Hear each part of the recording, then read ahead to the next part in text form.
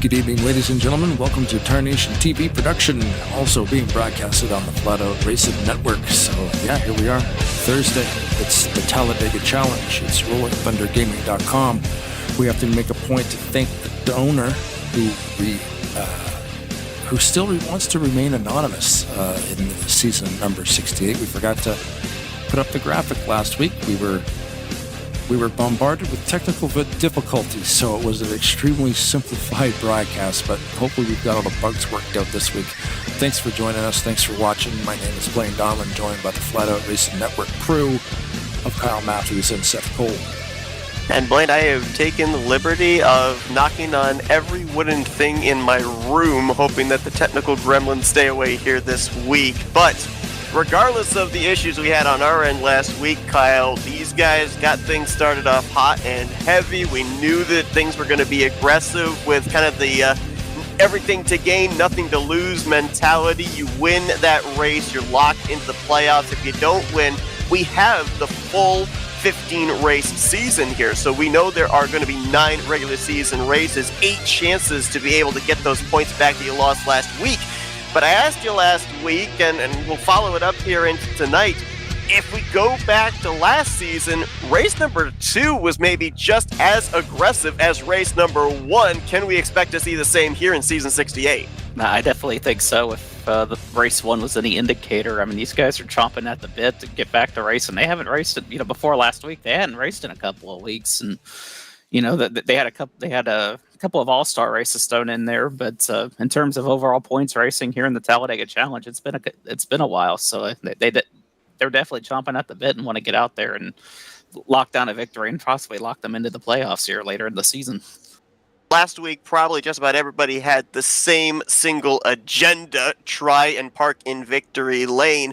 With now points paid out, different drivers knowing their current situations, majority will probably still be gunning for that win, but do you think there are some now that look at themselves maybe outside the top 20 in the point standings and are going to maybe approach tonight's race looking to gain those points back?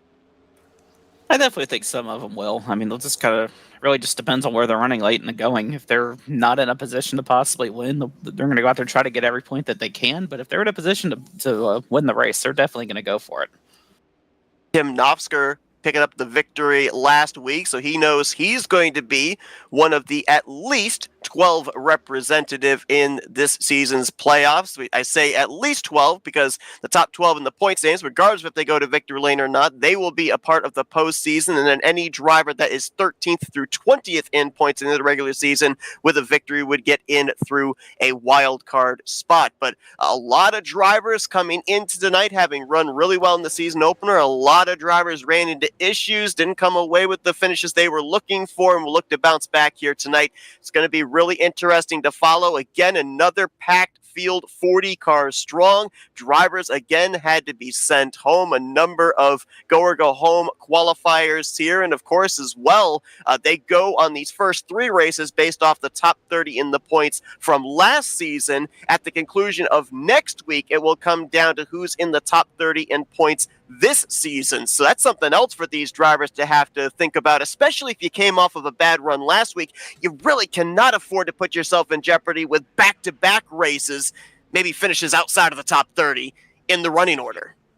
Yeah, that's something you definitely got to keep in mind here. You talk about the top 30 roll, and we see the number of entries that the Talladega Challenge gets on a weekly basis. I mean, it seems like we're always having knockout qualifying, so that's something these guys definitely do not want to go through, so that's definitely going to be in the back of their mind tonight. It's also throwback night here for the Talladega Challenge Series. Saw a couple of new throwback schemes in the field tonight, and we'll be sure to feature them during the course of the evening. But they are now gritting up on pit road behind the pace car, and Mark Paglia's Ford draws the long straw this evening in the random qualifying, as his number 28 will start on the pole position. Josh Metallic will start alongside him on the outside of the front row. Denny Carroll's going to be back in row number 2 with Keith Bynum. The rest of the field's going to look a little off-center because yours truly's car ended up random qualifying, drawing the outside of row 3. Kelly Causey going to be on the inside in the 5th position. Row 4 is going to be Craig Hagley alongside of Chuck McClure. Greg Lovell, Tim Anderson going to complete your top 10. Glenn Harris is back in row number 6 with Bobby Farrell. Row 7, Richard Martin and Jeff Crivello. Bob Seminara is back in row 8 with Michael Norman. Milt Surratt, Ken Roberts in row 9. Grant Wesley and John Godfrey will complete your top 20. In row 11, we find Bernie Mobbs alongside of Terry Bombard. Row 12 with Pat McCarskey, Robert Spring. Row 13 with Rodney Sullins and Ulysses Sandoval. Jason Scheck makes up the 14th row with Graham McDonald. And Joe DeSpirito, Billy Elliser will complete your top 30. Greg Palmer, nice to see him back in the field here tonight after his excursions in the Mediterranean. He's back in the 16th row with Tim Nofsker, last week's winner. Mike Mangialardi and Donnie Garrett, row 17. Row 18 finds Cody Lamas and Robert Breedlove. Row 19, Dennis McCarthy, and deep in the field for former champion Jeremy Jeffries. And then Javier Negron, Brian Schilling going to roll off from the 39th position. David Little will make up your 40 cars here tonight. Another 66 laps of racing to determine potentially the second winner on the season. But you know that for Tim Nofsker, if he's in a position here tonight, he would love to double down and win back-to-back races to start off season 68. No, he very well could. I mean, he kind of snuck up on him last week and took the lead very late in the going and ended up winning the race. So that's a guy you can never count out here. We hear from drivers just about every time we talk to them in victory lane. These races are so difficult to win, and so it makes the victory all the sweeter. Nofsker coming in with very little pressure since he has that victory from last week to hold on to for the rest of the regular season. One notable name you did not hear us list on the starting lineup, the 21 of Randy Waugh. Luigi. We heard earlier on tonight that he is currently watching our broadcast along with his grandson, Corey. Corey currently in the hospital, sending our best to Corey, and hope you enjoy our coverage here tonight of race number 2, season 68 of the Rolling Thunder Gaming Talladega Challenge Series. The Ford of Mark Paglia on the inside, the Chevrolet of Josh Metallic on the outside. Flagman's ready, we're ready, green flag is in the air. Curious if Randy's still watching. Who's Corey rooting for tonight? Okay, so we can't root for the 21, but there's a lot of options out here. I'll keep you posted if I get a response. Mark Paglia got a good jump right there. He'll get the lead, moves up to the outside right in front of Josh Metallic. That's going to open the door for the 41 of Denny Carroll on the bottom, and he has help from the 00 of Kelly Causey. Yeah, Mark Paglia, he didn't have a great night. He didn't have a horrible night last week, kind of right in the middle, 19th in points coming into this race. And this is a big opportunity for drivers as well that maybe finished mid-pack to rear of the field. If you can come away, even not with a win tonight, a top 5, a top 10, the points are so close together after only one race completed that you can leapfrog double digits in the point stands. It's not outside the realm of possibility that a driver inside of the top 15 or outside the top 15 in points coming into tonight with a top 5 could be the points leader, depending on where the rest of the top 15 drivers finish this evening. And speaking of points, one thing we didn't get to mention last week due to all the technical issues we were having, but I believe the Talladega Challenge has introduced stage racing now. That is true. You are correct. That was something that we didn't know about until the race had concluded. They have implemented halfway stage points to the top 10 finishers. So at the completion of lap 33, 10 points will be awarded to the driver that crosses the line in first. They go numerically, easy for me to say, down to the 10th position that would receive 1 point at the conclusion. And Kyle, you and I have stressed so much season after season those 3 bonus points for winning a race, that 1 bonus point for just leading a lap. You add in those stage points into the calculations, boy, those could be crucial by the time we get to the conclusion of race 9. Yeah, so many ways to get bonus points now. You could lead a lap, get a bonus point, lead the most laps, get another bonus point, and then you got the stage points there at the halfway through the race. So, yeah, there's a I think that's another reason why we saw the aggression level pick up last week to start the season. I know the one thing that I don't like about the midway stage racing, it's going to make me have to do a lot more math when we get to the playoffs to figure out who's in, who's out in those elimination races. I was just thinking the same thing. We always say our prediction is unofficial, and it just makes it even more unofficial this season. Denny Carroll's gotten his way to the front. Denny's made the playoffs back-to-back seasons. 2 seasons ago, he got in with his first victory on Thursday nights. Last season, he got in through consistency on points. Kelly Causey right behind him. Craig Hagley there in the 82. Saw Craig get a pole position this past Tuesday night in the Rolling Thunder Gaming iRacing Series at Dover. Clocking in 3,000ths faster than Ron Hagelin. Did not start out the way that he wanted, ended up finishing the race multiple laps down, but looking good here in the 82, currently in third, and right behind him another Ford in the form of Greg Lovell in the 880. And that 880 car looking to the inside there, inside of Hagley there for the third position. He's got some drafting help from the 8 of Glenn Harris, along with Tim Anderson and our 2-time defending series champion, Chuck McClure, right there in the 17. Yeah, we mentioned about it being throwback night. We saw the Ryan Newman throwback of Josh Metallic starting the outside of the front row. McClure in that number 17, the Darrell Waltrip throwback, and now drawing to his right rear quarter panel, the Dale Jr. throwback there, the 88 of Grant Wesley making his way up through the field. Grant ended up starting this race back in the 19th position, just now knocking on the door of the top 10. Then you got the 55 car that was initially a Darrell Waltrip paint scheme, and then Dale Earnhardt Jr. actually threw it back to him back in 2008. So you got the best of both worlds right there for Ken Roberts. Ken Roberts, of course, a couple of weeks ago, same mod, same racetrack, taking the checkered flag P1 in the Super Speedway All-Star Race for 2026. And looking to build off of a 4th place finish in last week's season opener. So he's been pretty hot here at this racetrack as of late. Does the All-Star race happen after every season or only once a year? So I believe it's after every 3 seasons. So most of the time, an entire calendar year will encapsulate 3 seasons. Right. And they will run the All-Star race after every 3 seasons. So more than likely, since we ended up having the All-Star race at the conclusion of season 67, their 2027 All-Star race will probably be at the conclusion of season 70. Wow. That's a pretty big race to win then. It is. Once a year, that's a big one. Yeah, because not only that, I mean, if you end up winning a Super Speedway race between now and that 2027 Super Speedway All-Star race, you're locked in.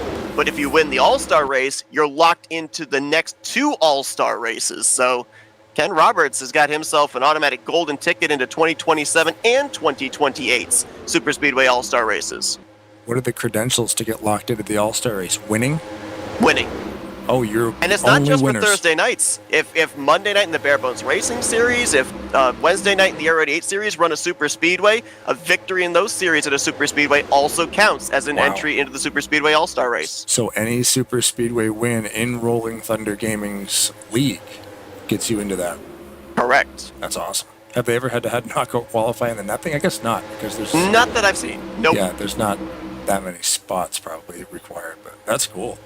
I think this past All-Star race, there were 16 drivers that were eligible locked in. They had 3 drivers make their way in through the open. There were a couple of drivers that were locked in that didn't make it. I think we ended up having 16 with the transferees included that took the green flag this past couple of weeks ago in the All-Star race. Nice. Oh, we have an update from Corey. So Corey said he's still rooting for me. So he's still rooting for Dad, even though Dad's not racing. So Randy, Corey won't root for anyone except for Randy. You know even what? If Randy's not racing. But probably my teammates. He said Denny, Mike, RJ, and Robert. Tell Seth Corey is my son, not my grandson. Yeah, I thought it was. Apologies on that. Yeah, Corey's his son. But you know what? I Yeah, admire the that's cool. dedication. Just Randy and nobody else. Yeah, I like who it. are you rooting for? Just you, Dad. That's it. There is no backup. So he Yeah. just wants to see a good race tonight, I take it. Yeah, I mean, you come to the right place. You want to see a good race. Thursday night, Tally Challenge. Think Everybody things up here are at the front, they've migrated to the middle. A couple of drivers trying to get the inside line going, but for the most part, everybody at least up around the top 12, I would say, they're all just kind of in ride mode for the moment.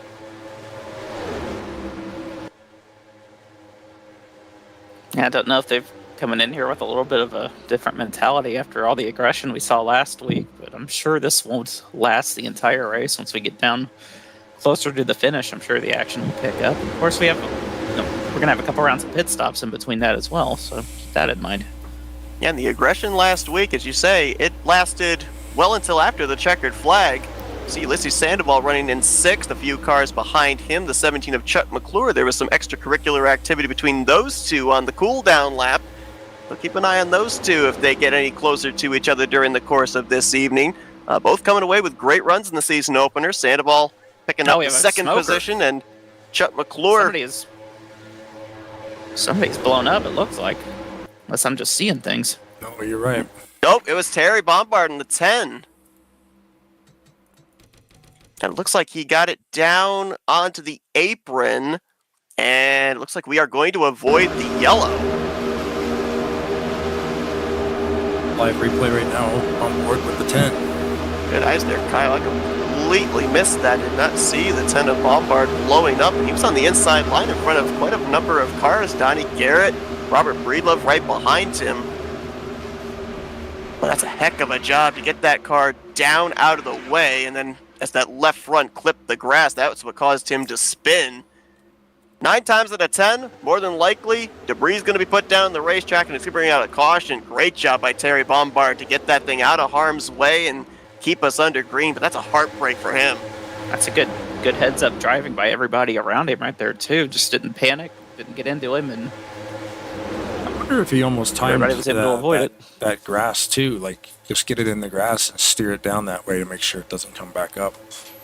Almost crash it. He very well might have. Terry last week, 21st place in the season opener, so he will. We talked about drivers and the ability to leapfrog through the point standings with a good run. On the flip side, you have a bad run here tonight, you can free fall through the point stands, and that will more than likely be the case for Terry going into race number 3.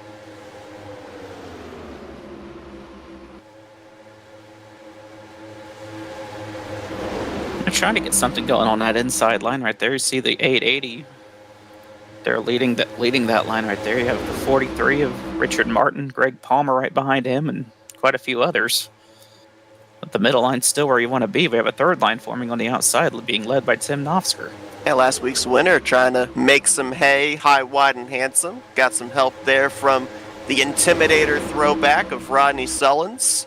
Milt Surratt's up there along with Joe DeSpirito. They've got about 8 drivers up there trying to make something happen. Bobby Farrell left in the sucker hole there in the middle. It's like Kelly Causey trying to make a move for the race lead. And he's got help. Craig Hagley up top there. Oh, trouble in the back. That was John Godfrey got turned around up into Jeff Crivello.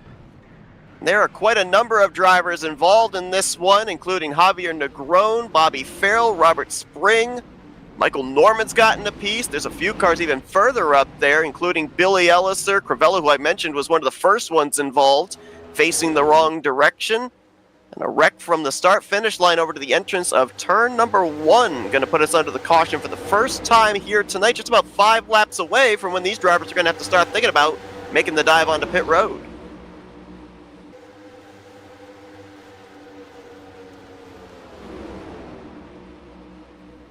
Speaking of the throwbacks, I'm just looking at that 31 of Bernie Mobbs. Who's that?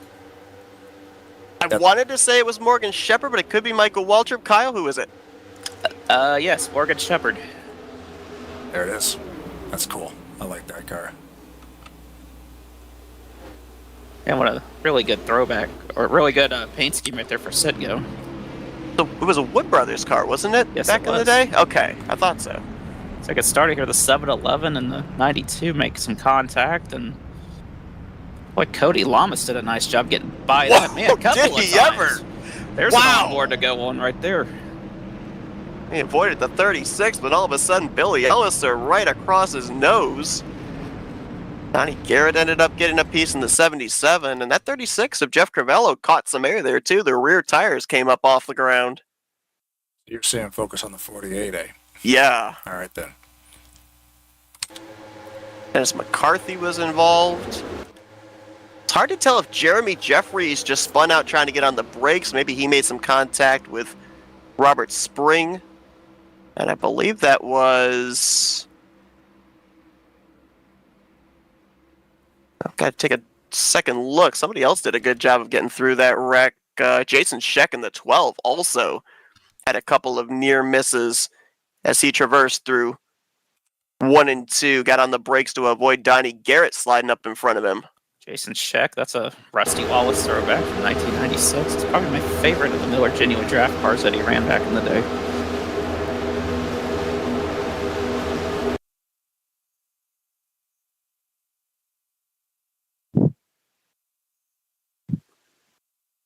Yeah, I just checked on the Jeremy Jeffries situation. Looks like Robert Spring got into the back of Javier Negron, who then just clipped the right rear quarter panel of Jeremy Jeffries. Jeremy just drove through the infield grass on the inside of 1 and 2 and kept on going, so minimal to no damage for the Michael Waltrip throwback. The other driver did a nice job getting through that was Michael Norman. He just came to a complete stop and just let everything happen in front of him, and he was able to get by there without hitting anybody.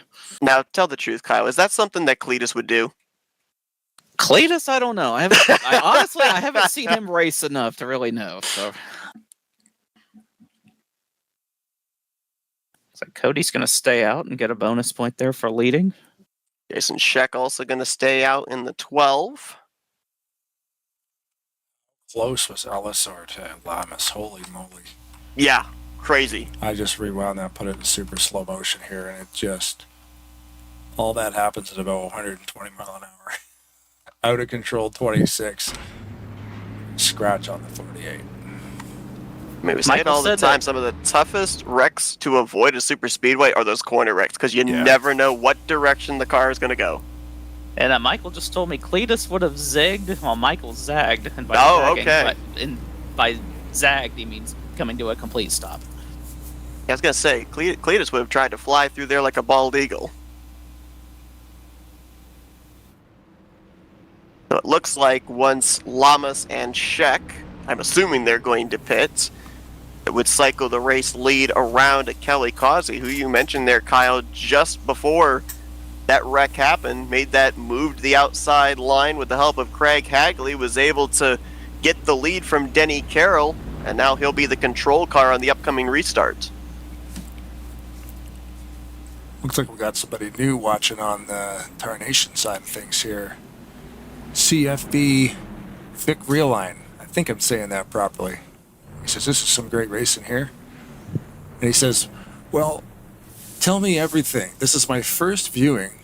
So this is, somebody's catching this thing somehow for the first time. So this is pretty awesome. I know a lot about NASCAR. But give me a rundown to get me hooked on this thing. So what you're watching here is NASCAR Racing 2003 season, which is an old simulator made by Papyrus Gaming Simulations, I think was the name of the company. So Papyrus made this thing back in 2003.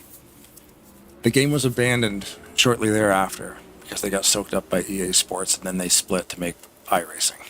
In like 2006, I want to say, iRacing became a thing.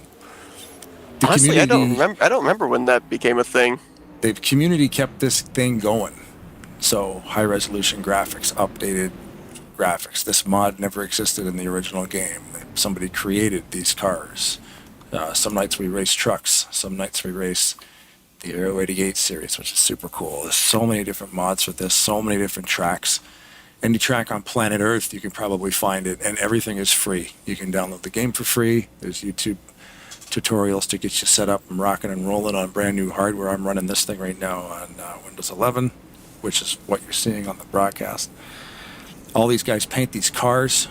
We've got lots of talented car painters. So everything you're seeing is original. And it's a lot of fun, and like I said, it's a simulator, so it's not easy. Yeah, this was the last game of its kind, as you said, back in 2003 after they lost the licensing to EA Sports.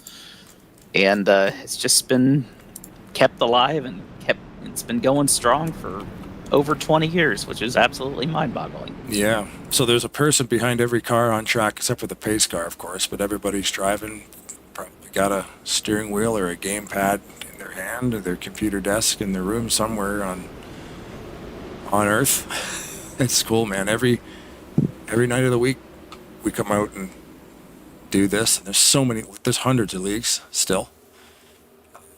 RollingThunderGaming.com is what you're watching right now. So this is just a Thursday series. Every Thursday they run Talladega. But they have other somebody series that change couldn't tell who that was behind Grant Wesley. Disappeared. Going based off my running order, that would have been That was Chuck our defending McClure. champion, Chuck McClure. Yeah. And I was also told by Michael on that restart there that the 38 of Rodney Sollins lost potentially third gear. He said lost a gear. Thinks it might be third gear. Yeah, Chuck's gone, and he's still gone. I guess He's dropped from the TeamSpeak, and I believe he's just dropped from the NR server. So Oh, no. that's a tough break there for Chuck. Hopefully he'll be able to get back in. If they end up having connection problems like that, they get them to all but one lap back, and if he's able to get a free pass, he'd be able to get back on the lead lap. That's a tough break. I mean, coming in with all the momentum, back-to-back champion between seasons 66 and 67. Got the season started off right with a top 10 run last week in the opener. It looks like he's just now entered back into the TeamSpeak, so we'll keep updated on Chuck McClure. But I guess if you're going to have something like that happen, have it happen in the first half of the race where you at least have time to be able to mount a comeback. It would really be a killer if it happened with, say, 5 to go. Especially if he's the only one that's not on the lead lap right now. So still has plenty of time. And speaking of trouble, Jeremy Jeffries hard hit to the inside. Milt Surratt down there with him. I'm not sure if he got any damage in that, but that could be a good break there for Chuck McClure. Fabio Negron was involved as well, and checking to see, yes, caution is now out. Looks like when the 40 and the 1 migrated back up the track, race officials put the caution out. Had that not happened, we probably still would have been under green, but that back end of that Napa Auto Parts throwback is smashed in. Jeffries hit that inside wall a ton. You see Chuck McClure back out on the racetrack there, so. And it was confirmed that Rodney Sollins did indeed lose third gear, so. Yeah, the one right across the nose of the one was Milton. Yeah. Looked like they really stacked up on that outside line. It might have started way up there with the 24 of Joe DeSpirito, because I saw Brian Schilling just behind him, Michael Norman behind him, all lift out of the gas. And maybe the communication that the checkup was taking place up there just didn't make its way 4 or 5 cars back in that chain. And Milt got the tap from behind from David Little, sent him down into Jeremy Jeffries, and just the angle of the impact, it's no way even to get on the brakes. That one car is going to take a massive hit into the inside wall, and maybe the saving grace was that it was the back end of the race car that hit, because if it was the front of the race car, Jeremy Jeffries more than likely is going to spend the rest of this race completely off the pace. He might have a fighting chance if it's just the back end damage. Yeah, we've seen cars with that severe damage to the back end, and yet they're still able to run competitively up there inside the top 10. So Jeremy Jeffries might not be out of this thing. Ulysses decides to stay out. You saw him peel back out. He's going to stay out there to lead that lap, get some points. Ulysses almost got the win last week. Was leading on what was essentially a green-white checkered restart, but wasn't able to keep Tim Nofsker behind him there. So Ulysses kind of looking for a little redemption this week, I would imagine. And when we talked to Ulysses last week, you said, I'm one of those people that likes to go outside the box in strategy, do something different from everybody, especially when it comes to fuel. Now, most of these drivers came to pit road. They're going to fill up the tank, and they should be good to go for another 19 to 20 laps. Ulysses right now, I believe if the numbers are correct, he still should be able to make it to halfway. I'm wondering if this is a gamble to get track position for stage points. Yeah. Very well could be. I mean, this, like you just mentioned about him not being afraid to go outside the box in terms of strategy right there. This definitely seems like something he would do. So that's something we got to get used to also, the 33 lap mark. How many bonus points for leading that lap? It'd be 10 points for whoever crosses the line first, and then numerical order down to 10th position, which would get 1 point. Right. So that's a big deal, getting a top 10 at midway. Because for leading a lap, you're only getting 1 or 2, right? Like if you lead a lap, that's like 1 bonus point, or is it Correct. 5? Yeah. It's So- 1 bonus point for leading the lap, 1 bonus point for leading the most laps. The only other bonus points I know of that get paid out are 3 bonus points for winning a race. Right. So leading lap 33. Or That's leading something lap 32. It would be completion of 33. So, yeah, okay. So getting on lap 33 and actually leading the end of that into 34. That's a lot of points. It is. It really Yeah. is. This is something 10. I wish NASCAR would implement again, given bonus points for leading a lap. I don't understand why they got rid of that, but I like how they do it over here in the Tally Challenge. A lot of points you can pick up in one race. So Ulysses Sandoval was not the only one that was looking like he was going to go with that strategy. 8 other drivers stayed out with him, at least on the first lap of this caution period. But now, since a number of them have dove onto pit road, it looks like now, along with Ulysses, 5 drivers are flipping this caution period to get track position at the detriment of fuel to those behind them. It'll be him, McCarthy, Donnie Garrett, Bernie Mobbs, and Robert Breedlove, your top 5 that all are out here, did not pit under this caution period, and will find themselves anywhere from about 3 to 5 laps shorter on fuel than everybody else that came down pit road. I mean, that wasn't a really long green flag run either. So it wasn't. These guys weren't on pit road here. They were last on pit road not too long ago. So it's not that huge of a gamble. At least it doesn't sound like. You saw the 17 of Chuck McClure going around. We're going to have to double check here. My scoring shows him 2 laps down. We'll have to see if he's going around to get only one of those 2 laps back, or if he'll be back on the lead lap when we go green. Normally, they end up giving all but 1 lap back to a driver if they fall out of the server, but we had that quick caution there, so there might not have been enough time under green to add that lap back. They might do it on this upcoming restart. He might have been lucky enough to get back in, get all but 1 lap back, and then that yellow comes out, and he's a lucky dog. Yeah, that's what I'm thinking. He more than likely will be on the lead lap. The scoring will probably not show it until maybe they make their way around here on this upcoming lap's completion. Up to this point, Terry Bombard was the only driver out of the race after he had the engine failure. Looks like maybe, we'll wait for confirmation, but it looks like maybe David Little has taken his Dave Blaney throwback behind the wall. I currently see that he is no longer in the team speak. We don't have any indication that he is out of the race here on our telemetry, but I don't see him out on the racing surface. So it looks like he may be done for the night. See Kelly Causey way back there. He was leading when that caution came out, so I guess he came back down the pit road to top off. Looks like it. Yeah, they're showing 3 trips to pit road for Kelly Causey, while most everybody else only has 2. So, interesting play there. Is big stack up here on this restart. Rodney Sullins, with no 3rd gear, he obviously had told everybody about it. Whoever was behind him, I don't know if they tried to get him up to speed and got him squirrely, or didn't remember he didn't have 3rd gear, but he shot up and actually hit the outside wall. Well, Ulysses is in bad shape right there. You don't get that big a lead here at a super speedway. They're going to get a massive run on him right now. Look at the 77 of Donnie Garrett. Yep. Now we saw Donnie Garrett be Mr. Clutch last season. Had to win to make his way into the playoffs. Got the job done. Had to win to make his way into the Final Four. Got the job done. Coming off an incredible season. I was going to say a year ago, but technically it's only a couple of weeks for these drivers. A season ago. Yeah, a season ago. There you go. Robert Breedlove's going to take the lead there. Nice move there. Got a good push there from the 024 of McCarthy right there. Bernie Mobbs got shuffled all the way to the outside line. He's going backwards. No help.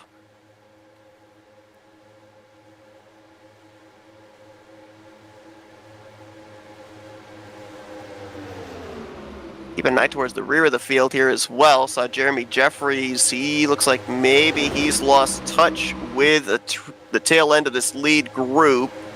That aero damage from that big hit into the inside wall. We'll have to see if he can draft back up.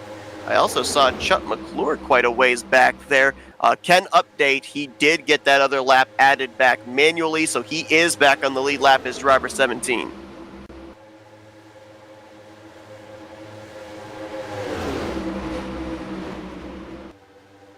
Donnie Garrett getting pushed to the lead there by Ulysses Sandoval. We have a third line forming here for Yellow. ways back there, and the caution is out. Oh. John Godfrey, Kelly Causey over here, just in the entrance of turn number 2. They're the only 2 cars that are in that vicinity. Not sure if it was only those drivers involved or maybe a couple of others, but you talked about Kyle Kelly giving up all that track position to come down and top off the fuel tank, put himself back in the eye of the storm, and now involved in this wreck. That's one of the risks you take. Godfrey, Spring, and Ellisar, I think.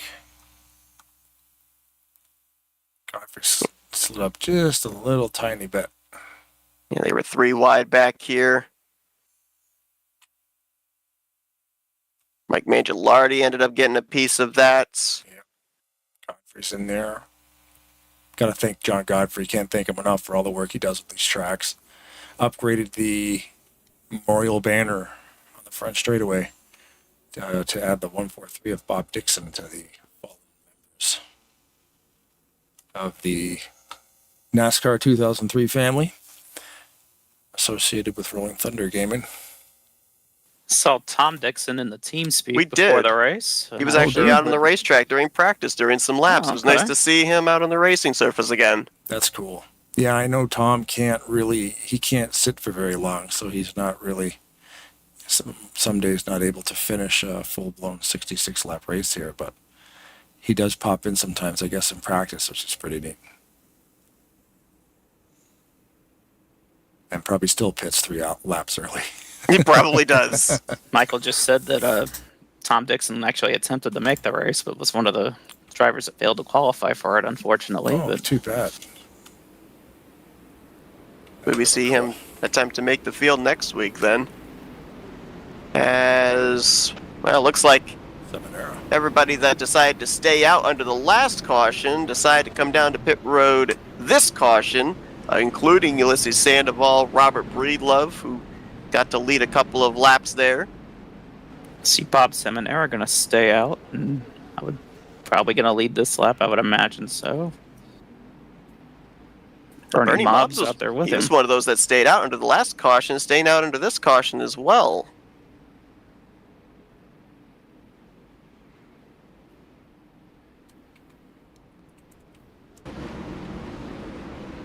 Okay, I had to double check on the front end of the 31. I thought for a moment there that the Chevrolet logo, I thought that he had made a Ford logo there, and I was going to say a Ford logo on a Chevrolet, I don't know, but no, he just filled in the color of the Chevrolet bow tie. Oh, that paint scheme was a Ford. You're back in the mid-90s. That's why I thought he might have put a Ford on there. See Michael Norman also staying out. He's saying that is a throwback. He's claiming that is a throwback paint scheme. That's a throwback. Because he hasn't ran it. He hasn't ran it in a while. So That's true. That's true.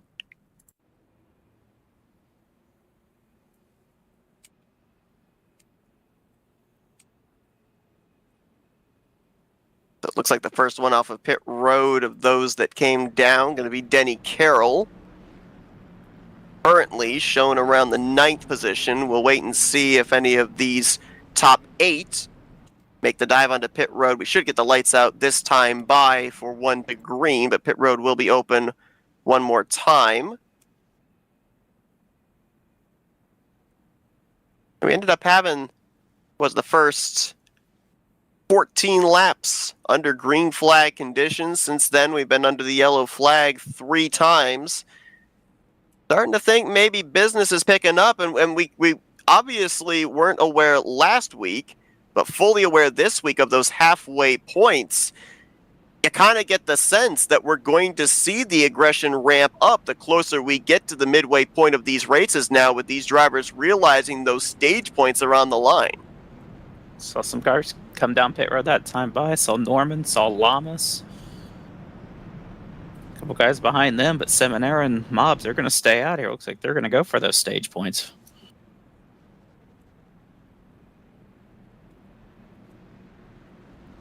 So the lights should be going out this time, and if indeed that is the case, that means that next time around will be the completion of lap 28 onto 29, giving us 5 laps until those stage points will be handed out.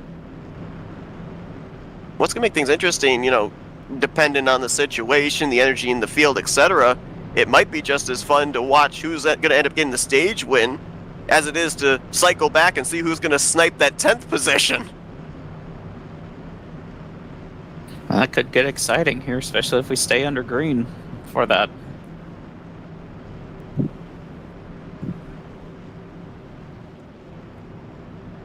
We mentioned about drivers that are looking to bounce back after hard luck last week in the first race of the new season. Bob Seminara would be one of those drivers, a winner last season to lock himself into the playoffs, but last week, 30th position is where he brought it home. The driver to his outside, Bernie Mobs, 32nd. So 2 drivers that are definitely looking to turn their fortunes 1 week later, gain those points back, and make their way up through the point standings, especially in preparation, I should say, for next week when I believe we start basing the top 30 off of this season's points in terms of go or go home qualifying. I think they were both involved in that big wreck that we had very late in the going. A lot of drivers are caught up in that, so.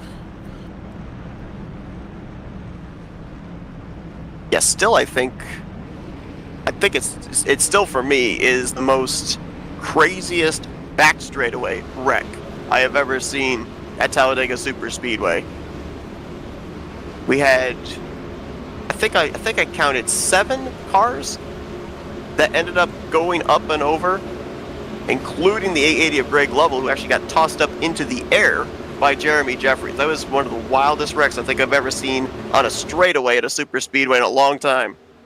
Every time we think we've seen it all in this game, this series will surprise us, it seems like. A lot of red and white up here at the front of the field. Seminara and Bernie Mobs getting us back under green. Saw the different lines try and anticipate when the green flag was going to fall. A little bit of stacking up. Second and third lanes respectively. That outside line is a little bit more organized right there. Looks like Mobs is going to get the lead here, getting a good push there from Kazi and Wesley. And normally the driver that takes the inside line likes to tuck up in front of the second lane coming out of turn 2, but Jeff Crivello wasn't able to get to the back bumper of Bob Seminara, and now he's going backwards as Wesley clears for third. Here comes Metallic to the outside for fourth. Last week's winner, Tim Nofsker, right behind as well, as Bernie Mobs will lead us back here to the start-finish line. Still a long ways away from the checkered flag, but only 3 laps away from when stage points are going to get handed out. Kelly Kazi going to take the lead now. 2 Budweiser cars working together there, the 00. Hendrick Motorsports throwback, and then you have Grant Wesley right behind him and a Dale Earnhardt Jr. DEI throwback to 2001. Junior won that emotional race down at Daytona in July of that year. Donnie Garrett leading that outside line, though, getting a good push there from Robert Breedlove. Bernie Mobs in no man's land right now, stuck in the middle, no help. Seminara, for a brief moment, looked like he was going to the middle line, but he'll tuck in behind the 880 of Greg Lovell, and here comes Josh Metallic now to the outside line with help from Nofsker and Greg Lovell, making a bid for the race lead, potentially for the stage win.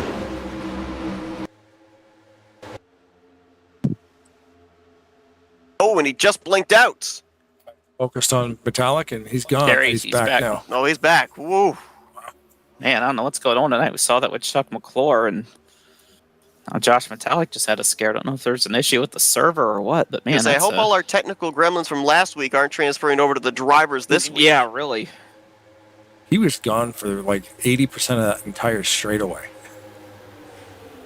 That was like a three count. That's a long time.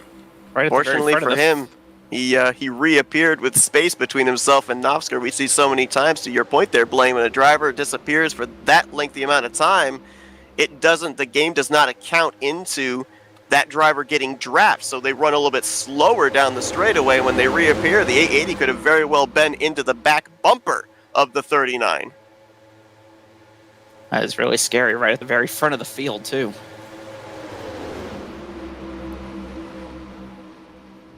Top 5 single file. As soon as I say that, 5th place, Ducks Low, Kelly Causey, Grant Wesley. They've got help. Tim Anderson, Keith Bynum.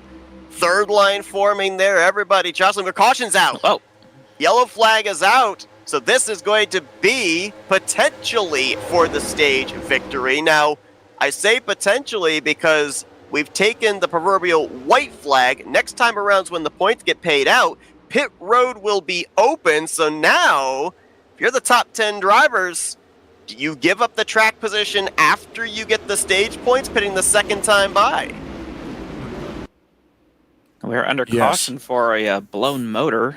I was told there by our colleague Michael Norman. I don't know whose engine failed. Potentially, it looks like. Yeah, camshaft, it looks like on the 80. And the 10 had a valve. So engine problems. The only 2 retired cars tonight. Surratt and Terry Bombard. Engine failure. We've had two cars blink out. 2 engine failures. Man, what a interesting race here we have so far. You don't see the mechanical failures all that often. You'll maybe see the occasional random blow up, but the fact we've had 2 of them, we of course had the reports that Rodney Sullins has no 3rd gear. Yeah, it's been interesting here this evening for these drivers, and I guarantee you when there's just the 1 random blow up, drivers don't think much of it. When there's 2 random blow ups like that, then drivers start to get worried, wondering, am I next? Yeah, that's usually how it goes. Like in a NASCAR race, if somebody, you say you have a multi-car team and one of the cars goes out with engine failure, everyone on that team gets nervous, and now kind of look at here, everybody runs the same setup in this series, so everyone's got to be kind of on their toes right now. Now this is interesting. I just saw Kelly Causey, who would have gotten a total of 6 stage points here, make the dive to pit road. So Metallic will win the stage. Novsker will get 9 points in 2nd. Lovell will get 8 in 3rd. Seminara will get 7 in 4th. Grant Wesley will end up getting the 6 points in 5th position, with Tim Anderson, Dennis McCarthy, Brian Schilling, Chuck McClure, and now Donnie Garrett, it looks like, getting those stage points. I think Ken Roberts may have also foregone stage points. I think he was listed in 11th, would have been the 10th car, but I think he also came to pit road here the first lap. That opens up another thing. Yeah, like Roberts being in 11th is like, oh, I'm not going to get the points. Commits to pit road, and then Causey in 6th fails. Roberts could have got those 10 place points. Yeah. There's all kinds of things to think about now at this midway stage thing. This is cool. I'm surprised. I was surprised to see that red 00 head to the pit. I think it's all a matter of, do you want the track position or do you want the points? Because now, more than likely, you're going to see all of these drivers that stayed out for the stage points pit the second time by. All those drivers that pit the first time by, they'll migrate their way up to the front of the field. When was the last time that Causey had come to pit road? We mentioned that he had pitted 3 times under 1 caution. Was that the last time he had pitted? I believe so. Yeah, I think he stayed out under the last yellow. 80 lost the motor. We didn't throw a yellow. Interesting strategy there. Maybe just going for the overall victory, then for the stage victory or the stage points in this case. And to no surprise, looks like everybody that stayed out to get the stage points, they're going to come down pit road this time by, so that will migrate all those that pitted the first time around up to the front. I think it might end up being Ken Roberts, who was the first one off pit road of his group. Or no correction on that, Mark Paglia was the first one off of that group. That I think will be the race leader, or will he? Pat McCarsky staying out.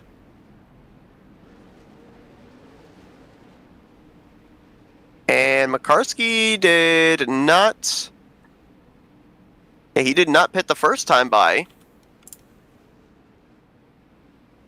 So this is a gamble by the 197. He'll get a lap led. He'll be our leader on the restart, but he's going to have a lot less fuel than the drivers behind him.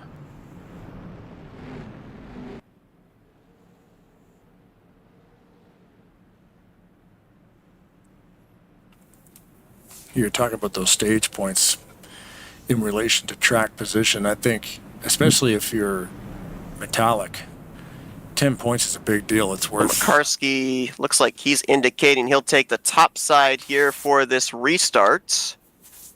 That'll put second place Mark Paglia on the bottom of the front row. Ali Causey and Ken Roberts, they'll be row number 2.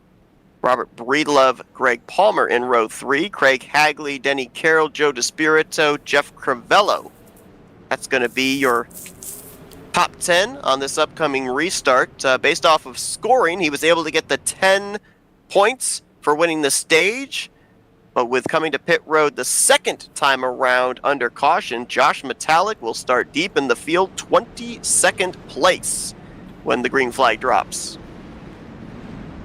I think in his case it's worth the track position, just because 10 points is a lot of points. But now you gotta hope you can find your way back up there. Yeah, Josh came into tonight's race 15th in the point standings. So just outside of what would be a points-paying playoff position. More than likely, those 10 bonus points right there, live scoring would put him above the cut line, but you got to finish the race as well. And we saw what happened when Kelly Causey made the second dive to pit road a couple of cautions ago to top off the fuel tank, got caught up in the following wreck. So Metallic and the rest of those others have put themselves in the eye of the storm. We'll see if they can make their way back up to the front of the field as Pat Makarski will get us back under the green flag here. Second half of this race. Boy, 30 laps away from conclusion. McCarthy was way out in front of the 55 of Ken Roberts right there on that restart. That's not going to be a good restart there for the 97. Had absolutely nobody behind him, and we saw the 00 of Kelly Causey all over the back bumper of Mark Paglia. Easily for them to jump out into the lead. Ooh, somebody back there, very rear of the field, got squirrely. I think that was Richard Martin. Maybe an errant bump on the straightaway by Tim Anderson. I also noticed on the drop of the green flag, Josh Metallic jump up to the third lane as they cross the start-finish line. Not sure if he was trying to avoid somebody or trying to get a third lane going right out of the gate.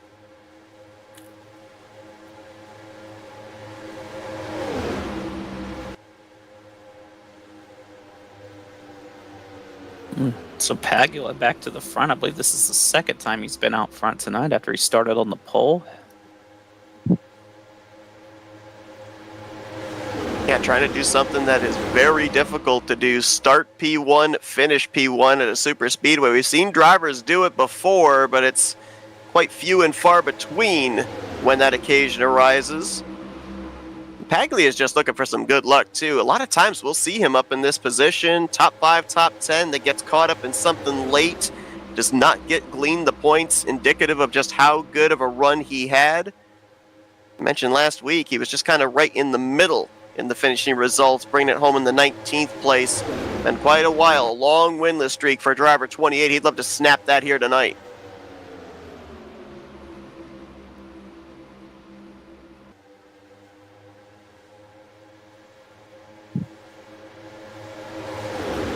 Oh boy. The 82 car got out of shape a little bit right there, but ends up keeping it together though. And I think that little wiggle checked up that outside line. Denny Carroll reacting to it, and that allowed the space for Robert Breedlove to tuck up in between him and the 22 of Greg Palmer. Mentioned nice to see Greg back in the field here tonight.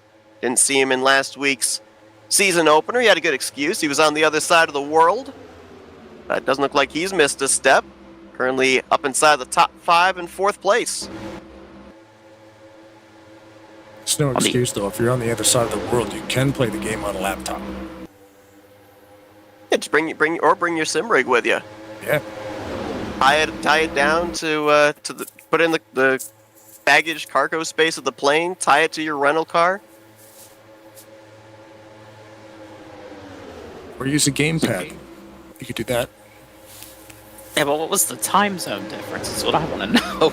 Well, let's see. He was in Greece. I know that England is, 6 hours ahead of us? So he was probably 7 hours ahead of us, I would say. Yeah, I know, like Scotland Maybe 8? is like 7 or 8, so it's probably pretty close. I'll put up the Google machine and see. That just sounds like a lot of jet lag. We need to find a way. We talk about this game constantly evolving. We need to have somebody get into the works of making NR2003 a handheld game so people can play it on their cell phones. You know, I'm shocked that hasn't happened yet. I mean, just everything that we've seen. Have the phone have tilt controls like a Wii controller or something. Right now it's 5 o'clock, and almost 5 o'clock in the morning in Greece. So you're talking so 7... Josh 8 hours ahead of us. Or no, that's 7 hours ahead of us then. Yeah. Josh Patalik just disappeared again and reappeared. And the field almost split 3 wide in reaction to that. Metalic's done a good job of working his way back forward after giving up all that track position to pick up that stage victory. Look who's right there just below him. That one of Jeremy Jeffries. So it looks like maybe what we saw in that previous restart, not necessarily indicative, as I'm reacting to the Donnie Garrett block on Tim Nofsker right there. But it looks like Jeremy's one of those cars, the damage where he needs somebody behind him to keep him up to speed. If he's the trailing car with no help, he's not able to stay in the draft. And Jeremy Jeffries running right there in front of Grant Wesley. It looks like a scene from 2001. Michael It does. Walker and Dale Earnhardt Jr. working together at Talladega. We saw that quite a bit there during that time. In fact, both of those paint schemes ran in the same exact race, the 2001 Pepsi 400 at Daytona. Finished 1-2.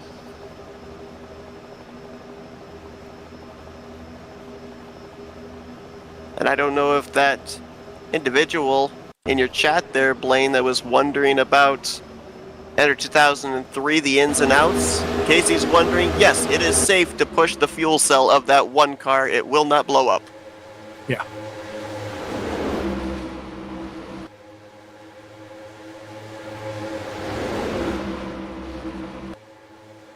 Joe Spirito with a slick move from the bottom up to the middle in front of Javier Negron.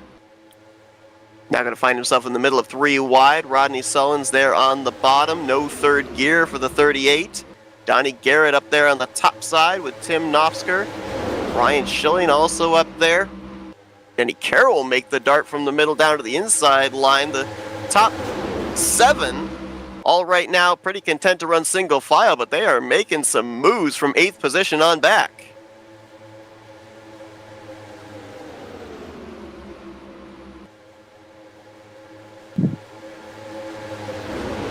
Whoa! Oh, Rodney.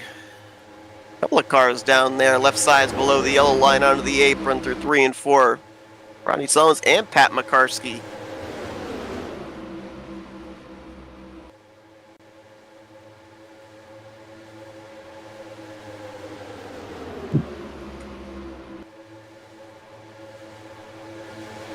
Josh Metallic got stuck in the middle. He's faded to the back after he was just about to crack the top 10. Michael Norman now moves low to the inside of fellow Ford Dark Horse Mustang Craig Hagley, trying to pick up the help of the Chevrolet of Robert Breedlove. And here comes Donnie Garrett, still with that top line contingency. Oh, They're going to try and crack the top 5 as nearly the left front of Garrett's car got into the right rear of Craig Hagley. Hagley's going to be put in the middle. Looks like he has no help. Can he get in front of Norman? Yes, he does. Whoa, they checked up on that bottom. Then Roberts got out of shape. Michael Norman a little bit further back on that inside line. Got squirrely. Oh, and Marcaglia! Save it! They did! Oh my goodness, but they're going right behind. Rodney Sullins goes around. Oh my goodness, big hits. Big wreck.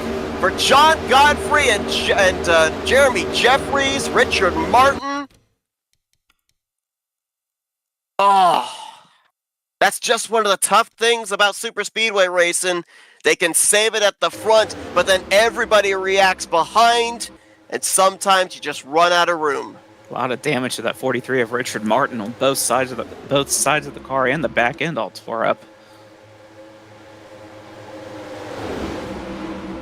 He's actually skating. He was skating sideways and somehow held on to that thing. This started at the very front of the field with the 28 of Paglia. Yeah, I think that there was just a big run from Donnie Garrett. Oh, yeah. And he came up on the 28 at just the wrong time. The entry into the corner, when he gave him the bump, it got the 28 squirrely. Little assist from the right side of Kelly Causey's car got him straightened back out. But then as everybody reacted behind, some liftings more than others, I think it was Chuck McClure into the back of Brian Schilling, Glenn Harris into the back of McClure, and Rodney Summons was the fourth car in line that ultimately ended up paying the price, went up into the wall, and then it was just on from there. Yeah, Rodney was the first car I saw that went around, and saw the 33 get involved there, the 74. There's a 43 getting knocked around. Josh Metallic did a nice job getting through that. Yeah, the 43 of Richard Martin went up and got the one of Jeremy Jeffries. And then the 7-11 of John Godfrey also sliding up the racetrack, got him a second time. Greg Lovell also involved in this wreck, and not just the rear end damage that Jeremy has to worry about now. He's got damage just about every end of that race car.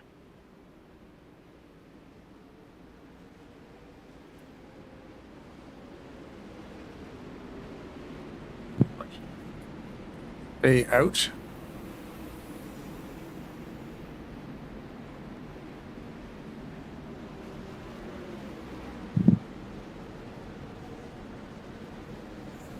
There's some really hard hits in this, the fifth caution of the night. It's only our third caution for a crash. We've had two other cautions come out due to mechanical failures.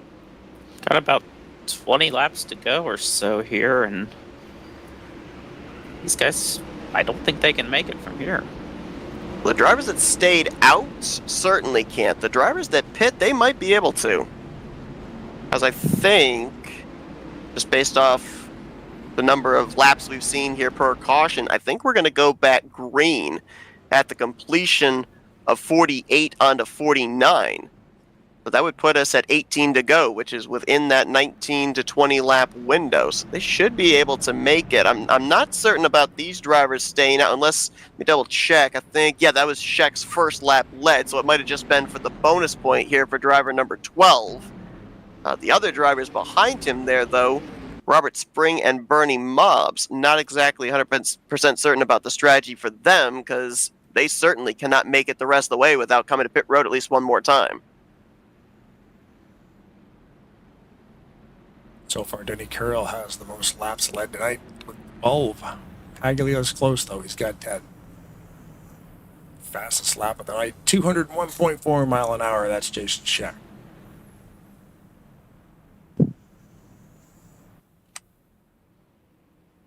I believe Kelly Causey is going to be our race leader when we go back green.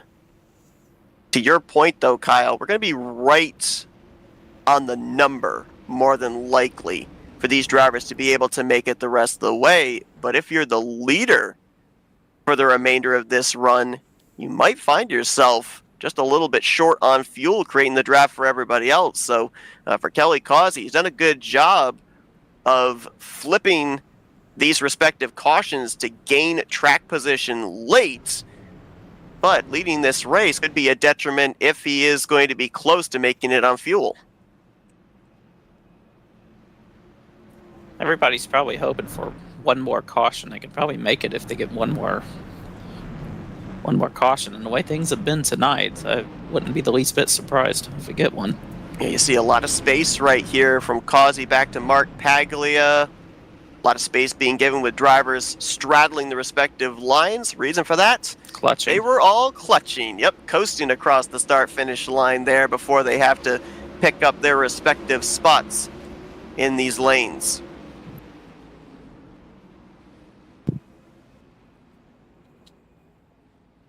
Causey will be the leader. We'll get the restart with 18 to go. Mark Paglia will line up in second. Ken Roberts, Greg Palmer, Craig Hagley, your top 5. Last week's winner, Tim Nofsker, in the 6th position. 7th, Robert Breedlove. 8th, Donnie Garrett. Chuck McClure going to restart in 9th. Just saw him reappear there for a moment. And Denny Carroll will complete the top 10. Working our 5th caution of the evening. 40-car field here tonight. Had to send some drivers home. And right now, it looks like 37 of those 40 drivers are running, all on the lead lap. The only drivers out of the race, Milt Surratt, Dave Little, and Terry Bombard. 2 of those drivers out due to mechanical failures.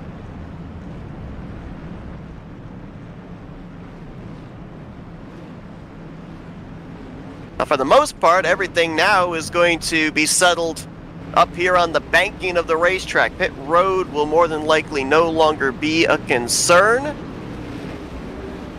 What's at stake? A victory and an opportunity to lock yourself into this season's playoffs. It's a rare occasion where we get 9 full regular season races. There's normally an off week at some point during the regular season. Not the case here.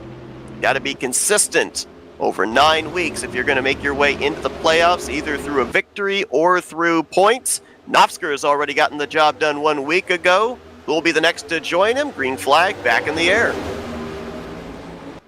Now we've got trouble at the back. Bobby Farrell just got clobbered by Mike Mangialardi. And this is that caution you were talking about, Kyle, that's going to have anybody that was on tender hooks about fuel breathe a sigh of relief. I'm curious to see what started that. Somebody not get up to speed and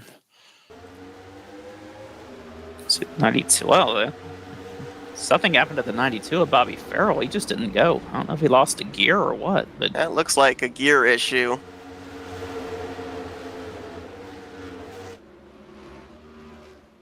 Car just did not have any forward drive.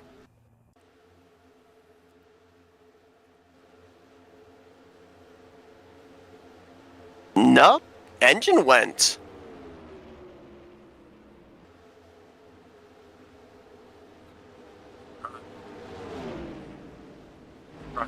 Looked like he was almost trying to give him a boost, but is that what you're saying? The car died? Yes, as soon as he upshifted from 1st to 2nd gear, the engine just went, or it looked like maybe from 2nd to 3rd gear. I didn't see any smoke. That is... But wow. Yeah, the car just went dead after the upshift from 2nd to 3rd. I didn't hear any popping out. I didn't hear any money shift.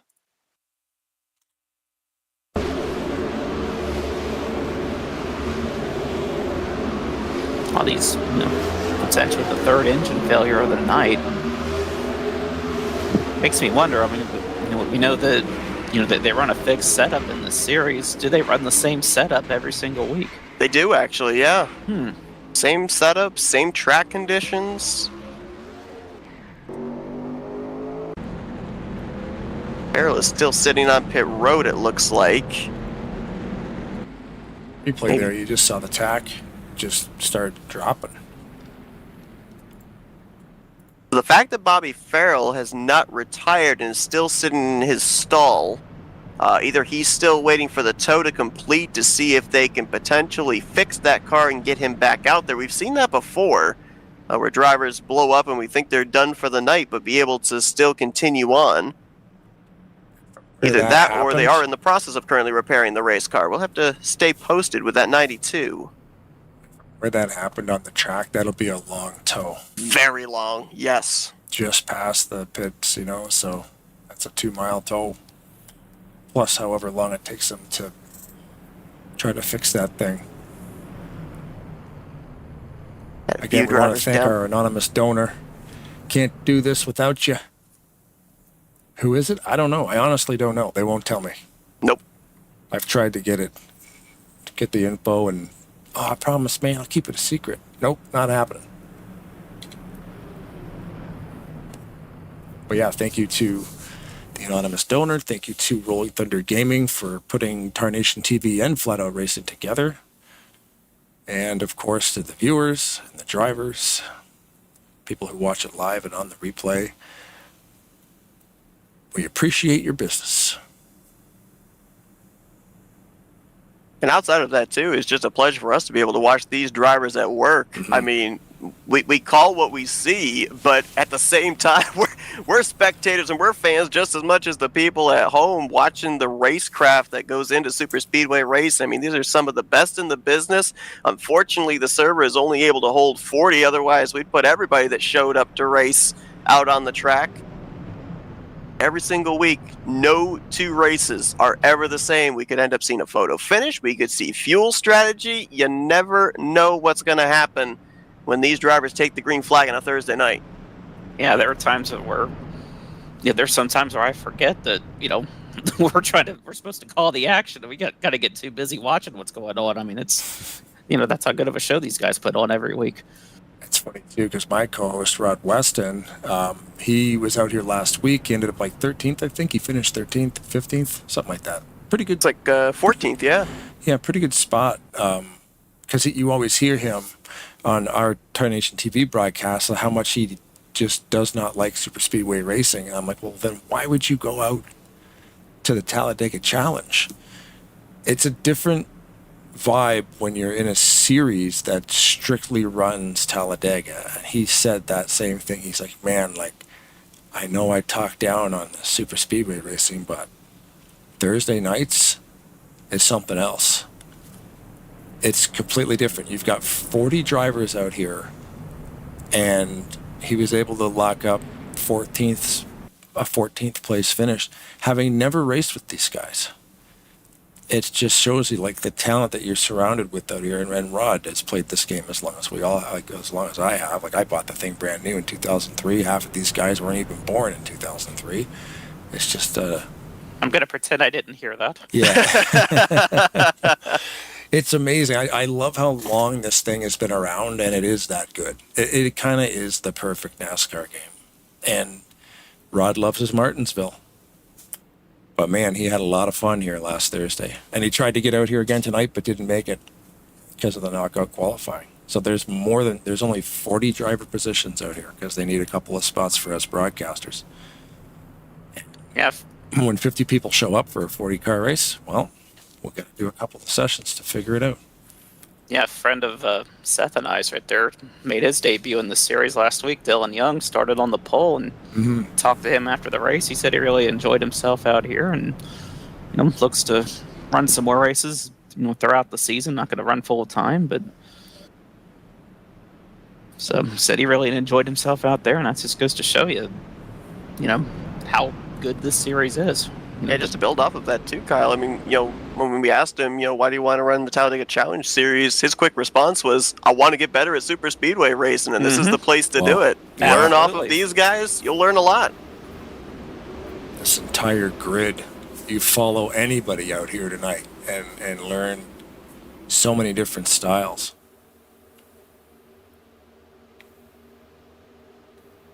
Lap number 53 is about to begin, guys. Yeah, we're closing in on 10 to go. Kelly Causey, he has been able to do a good job of maybe going outside the box in terms of pit strategy to gain track position. Still showing the way here. He's about to, I believe, snipe Denny Carroll for that most laps led bonus point with the completion of that lap. And Roberts, Craig Hagley right there, second and third place, and they'll all make their way up to the middle line in front of Paglia. Kelly Causey's one of those drivers, and I'm really surprised that hasn't won in a while. At least since I've been covering the series for FRN, he's been awfully close several times. But just I don't know if he's won in this series or not, but he's been awfully close the last few seasons. So maybe tonight he can close the deal. Yeah, to your point, multiple season winless streak for Kelly Causey. I can't recall the exact number season that it was when he last won, but I believe he was a 2-time winner that season. But it has been a drought for the 00, and maybe tonight he can snap that winless streak. He's got a good pusher behind him in Ken Roberts, Craig Hagley right there as well in the 82. And right behind him, the 28 of Mark Paglia. So a couple of Chevys and then a trio of Fords making up your top 5.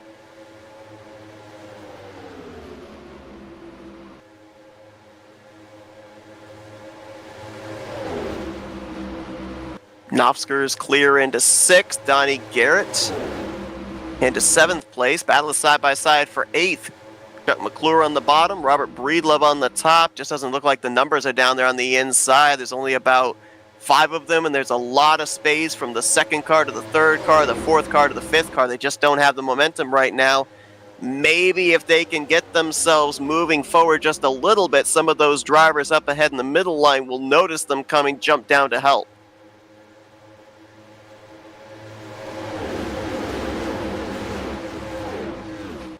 I remember Chuck McClure saying at the end of last season, after he won the championship for the 2nd straight season, feels like, heading into this season, he's going to have a huge target on his back due to him winning the last 2 championships. Probably surprised that he has some drafting help right now.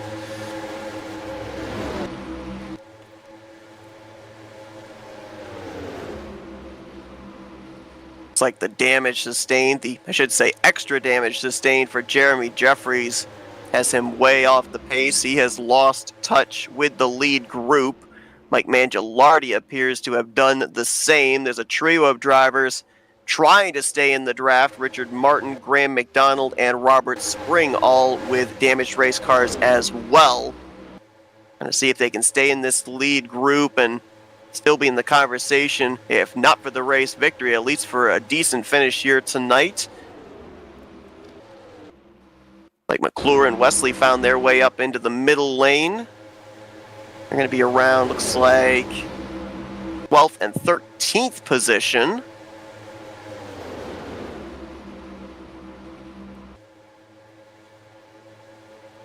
And we are now single file, just about all the way back through the top 25. That's Cody Lamas and Glenn Harris back there battling. I think last time by they were 23rd and 24th. So everybody right now maybe just biding their time, picking their moments. You'll probably see some drivers back outside the top 15 start moving around with more urgency than some of the drivers up here at the front of the field, because you can't wait too long to make your move. That's all about timing. When do you make that move? You don't want to, like you said, you don't want to wait too long, but don't want to rush up there either. So, super speedway racing, just a big chess game. I think Tony Stewart said it best. He said that super speedway racing is a game of chess, and I'm only smart enough to play checkers. I was never much good at either of them.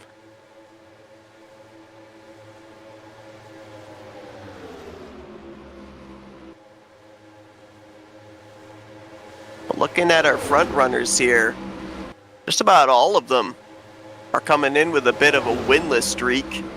Ken Roberts, it's been a couple of seasons since we saw him go to victory lane. I believe for Craig Hagley, he is still looking for his first victory of his career here on Thursday nights. Mark Paglia, we mentioned about the long winless streak for him, and Greg Palmer. I believe it was season 65, if I recall correctly. It might have been season 66 when he won the season opener, but it's been a long winless streak for driver 22 as well. Same cannot be said for the driver behind him, Tim Knopfsker. It's only been 1 week since he last went to victory lane, but these drivers want to win these races so badly, I think they would consider 7 days a winless streak. Oh, I would imagine so. And they're trying to get something going on that outside line right there. We saw Michael Norman leading that line here briefly, but now Chuck McClure, with help from Grant Wesley.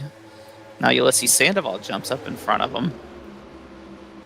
Yeah, we talked about the post-race contact between these two, now working together to try and make that outside line work. Toyota, Chevy, Ford. Robert Breedlove now going to jump up there to that outside line. And technically it is an outside line, but we're seeing both of these lanes sharing that middle groove. Both these lanes running in between those set of white hash marks. So There's not a whole lot of room being given here, a lot of limited space. Now Donnie Garrett's going to lead that outside line here for the moment.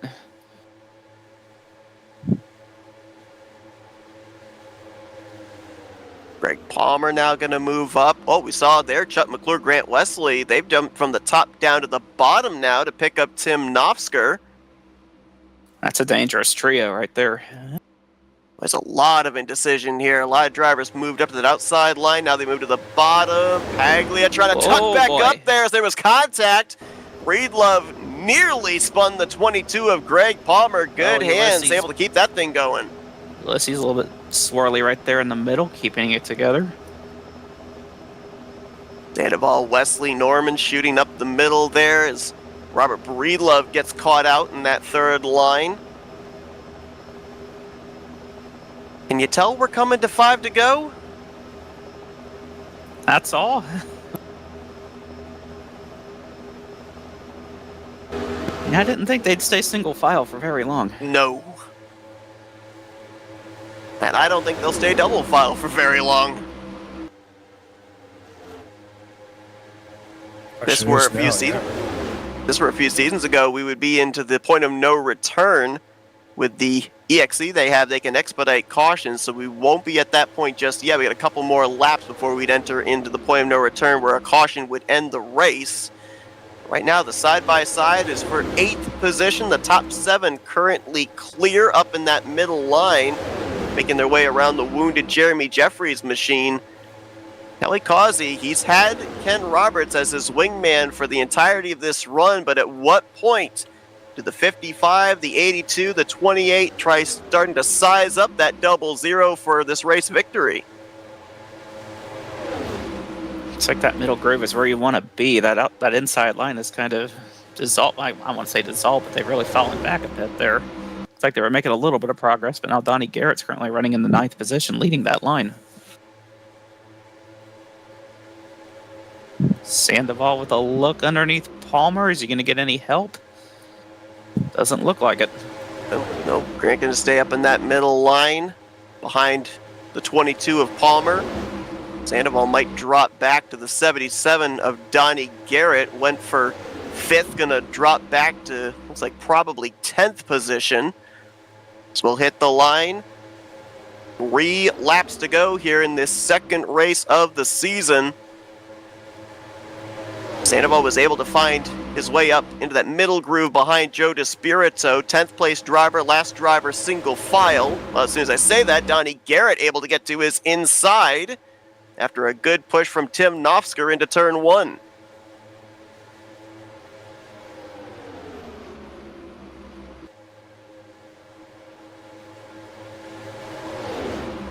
I'd like to say Garrett's too far back, but never say never. Things changing the El Sandoval coming to pit road. Ulysses short on fuel potentially here. Yeah, Michael told me that Ulysses said that he was 3 laps short. I didn't know if, if Ulysses was being serious or not, but it's like he was. I'm almost wondering if when everybody came down and filled up the fuel tank, did he just go with a can and a half maybe to gain track position? Planning on another caution to be able to save? Well, that's a costly mistake on Ulysses' part because he was in line with where he was running to finish back-to-back top 10s. Came into this race 2nd in points. This is going to hurt him going into next week points-wise. All right, white flag this time by. Yeah, fingers crossed. We still got a tri-oval to traverse here before the white flag is officially displayed, but it looks like they will make it. So now all bets are off. You had all those friends, all those allies in the rearview mirror for these last 10 to 15 laps. Now they're going to start trying to make moves here. So he's going to be the first one back to the checkered flag. He's going to be the first one to jump out of line here is the question. How long do you wait? You've got 3 Fords lined up there. Hagley, Paglia, and Palmer. Ooh, they chain bumped. 82 got a little squirrely. The 28 of Paglia backing up. Trying to get a run there. He's got Greg Palmer right behind him. Can they do anything? Ozzy going to stay committed to that middle groove there, leaving the bottom open for Ken Roberts. Looks like Ken's content to ride right behind him. Nice. Kelly Causey going to lead 25 laps here tonight. Snaps that lengthy winless streak. And he will punch his ticket into the playoffs via a victory in race number 2. Looked like they had that worked out, at least for the top 3, had that worked out, that they were content to push Kelly Causey to that victory because he left a lot of real estate on the inside line, but Roberts and Hagley stayed lined up, nose to tail with him in that middle groove all the way through the tri-oval.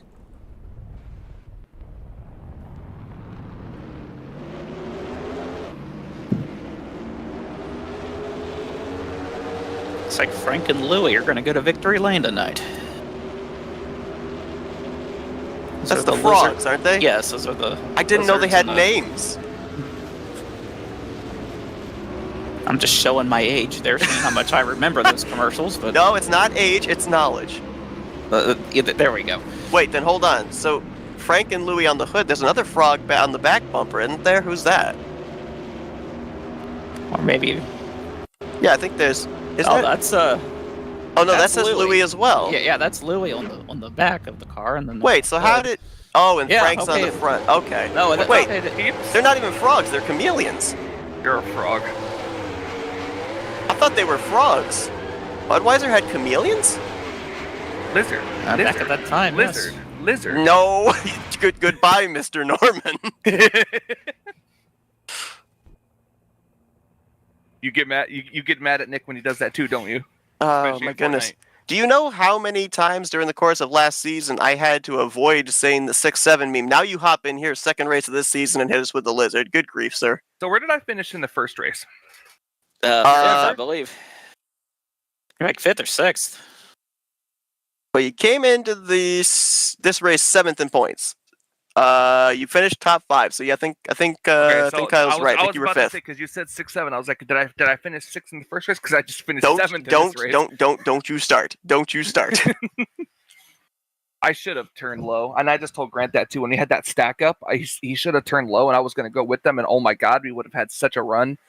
I hear that 6-7 crap enough at my job dealing with all the kids that I have that I deal with. I really don't need to hear it now. We got to make 6-8 the new meme now that we're in the 68th season. Kelly Causey, great victory for him here tonight. Would love to go back and see just exactly how long it's been since he was last at victory lane. I know it's been at least 3 seasons. He more than likely, I'm sure, would know the last time he went to victory lane, and finally breaks back into winner's circle here tonight. Going to join Tim Knofsker as a race winner here in the 68th season. Ken Roberts, Craig Hagley going to be your podium finishers, and we're going to be dialing them up and finding out their thoughts at the closing stages here tonight at Talladega Superspeedway. Let's kick things off with the highest finishing of the Blue Ovals. Hey, Craig, it's the guys up here in the broadcast booth. You got a copy? I do. Great run for you here this evening, bringing it home on the podium. Kept the car up front just about all night long. Great qualifying draw for you as well, rolling off from the 7th position. Looked like you had, I think it was 2 other Fords behind you in Paglia and Palmer. Did you maybe have some manufacturer alliance going on there, final lap? Maybe try and get those Chevrolets at the end? Or was there nothing you could do to combat Causey and Roberts? We were all just pretty well stuck there together, and really wasn't trying to fall to the back and be the first one to pull out, and because I've done that on numerous occasions, to go and try and make a move, and then next thing I know I'm in 36. So I was just looking for a good finish, especially after last week. Yeah, last week we saw you finish around the middle of the pack, came into this race 18th in points. I mentioned at the beginning of the night, when the points are as close together as they are after only one race of competition, even a top 5 finish can leapfrog you through the point standing. So what does this do for you in terms of not only the result here tonight, but the momentum going forward into the rest of the regular season? Well, it'll help me keep on pushing. My qualifying has been quite subpar lately, so I only barely made it in by the skin of my teeth tonight. So I got to step that up a little bit, but I need to get back in the top 30 in points so that whenever this all takes over, I don't have to worry about qualifying no more. Saw a lot of drivers during the course of the night kind of flip-flop in terms of coming to pit road under one caution, then staying out under the other caution. We even saw some strategy of coming to pit road between the first and second lap of caution. And of course, the halfway stage points that get paid out have played into that as well. So how difficult is it now to kind of manage the pit strategy of points over track position when the midway portion of the race comes around? Well, it definitely changes it up a bunch. I failed to realize last week that I was in position to get points and pitted because I didn't pay attention to read. And so that cost me a little bit, but I'm more on track now. Well, Craig, a great run for you here tonight. Certainly going to help elevate you in the point standings in preparation for next week. Solid podium run, third place tonight. We'll now give you the opportunity for some thank you sponsors and shout-outs. I want to thank everybody at RTG that puts everything on. Y'all that do the broadcast, y'all do a great job. Everybody on the team, we did a great job. And it's great to watch a legend win again. Yes, indeed. Well, that's Craig Hagley. Brings it home third place here this evening at Talladega. Congratulations on the great run, and hopefully this is a sign of good things to come the remainder of the regular season. So best of luck. Thanks, guys. Highest finishing of the Fords here tonight. Top 2 comprised of Chevrolets. Let's dial up second place finisher here tonight, Ken Roberts. Hey, Ken, it's the guys up here in the broadcast booth. You got a copy? Sure do. A few weeks ago, we saw you park the number 55 in Victory Lane at this venue, taking home the 2026 Superspeedway All-Star Race. Almost able to pick up the victory here, second race of season 68. Now, I mentioned it kind of looked like you were committed to the 00 through the tri-oval. A lot of space down there on the inside line, but we just talked with Craig, and he said it seemed like just about everybody up there didn't want to step out of line to make a move, because if you didn't have anybody with you, you were going to give up a solid top 5 and maybe fade outside of the top 10. Was that the case for you, or were you pretty committed to the 00 the remainder of that run? Yeah, Kelly, he's one of my teammates, so I was sticking with him pretty good. So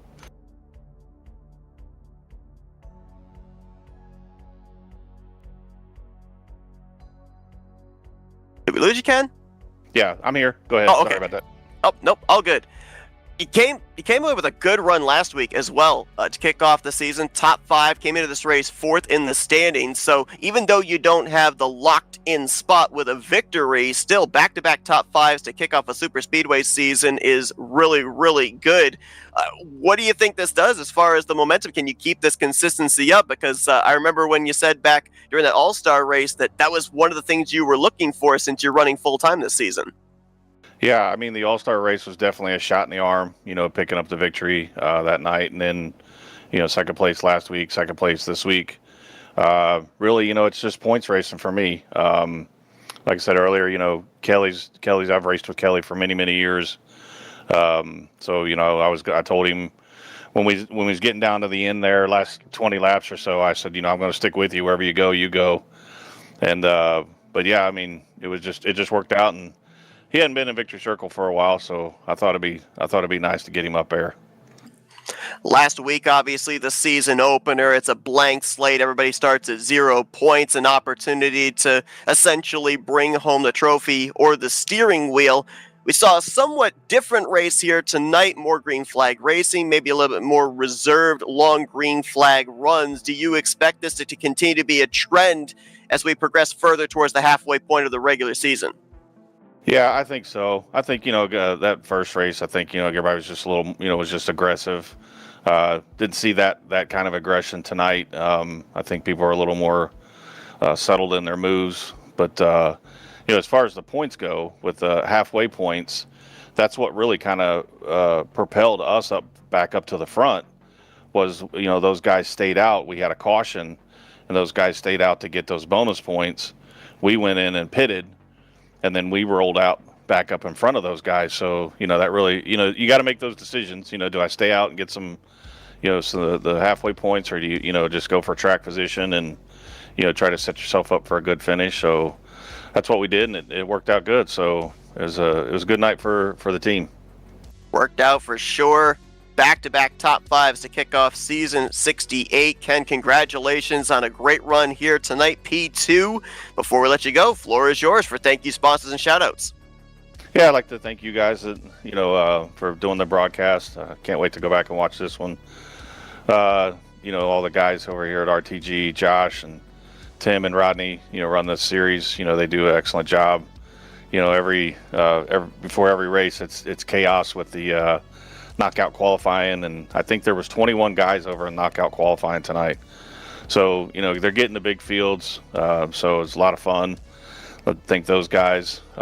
Thank my teammates at Redline, Rodney Solins for my one of my favorite cars. These throwbacks, I love them. You know, the old Mountain Dew car. So thank him for that. He's got me a new one painted up for Monday night. So new Mountain Dew car. So I can't wait to get that out there. But yeah, just an overall good night, and, you know, just keep plugging at it and see where we are at the end. Ken Roberts, second place here this evening. Second straight top five. Going to keep him up there in the point standings. Who knows? Might be the new points leader going into next week. We'll be double checking on those points in just a few moments. But congratulations on the great run there, Ken. Maybe next week we see you get that one position better as you look to keep this consistent start going. Yeah, hope so. And don't forget that Kelly's nickname's the Legend. So let you guys know that. There we go. All right. Well, Ken guys. Roberts, second place here tonight, and let's now see if we can make our way down to Victory Circle and dial up the legend, the coach, Kelly Causey. Kelly, you got a copy. It's the guys up here in the broadcast booth. What's up? Man, I'll tell you what. First off, congratulations. Great to see you back in Victory Lane. I know it's been quite a winless spell for you as of late, but I want to go back to the decision-making that put you in Victory Lane here tonight. You were in line to get stage points at that halfway point under caution. You made the choice to come to pit road, give up those stage points, led 27 of the final 33 laps, and park it in Victory Lane. Points are great, but now the win's got you locked into the playoffs. Yeah, I was looking at that and said, you know, I actually was had pit time before that, I guess, on the last one, so I was a little. I'd had to stay out. You know, when I got the black flag, so I had to stay out to get back up to the front, and so I was short gas more than anybody else. So I knew when I went in, I was still going to come out pretty late in it. So I said, well, why don't I just stay out there? I mean, come in and be able to get back to the front, you know, and so it worked out. You know, I went in I think I was in fifth, and when it all settled, I think I was in third. So I think it was the right decision, but I caught some breaks, you know, like I said, you know, the black flag when I was leading was kind of stupid on a caution, you know, and I really don't even know when I did it, but then after that, like I said, I had to stay out there and be able to get back up to the front because the caution came out, I think, 4 laps later. Yeah, able to flip the track position with the cautions to get yourself up there to the front of the field. We saw you guys go back green. I think it was with 18 to go, and you know, we were wondering with you guys right on the window, whoever the leader was for the majority of that run, what kind of position they would be in terms of fuel.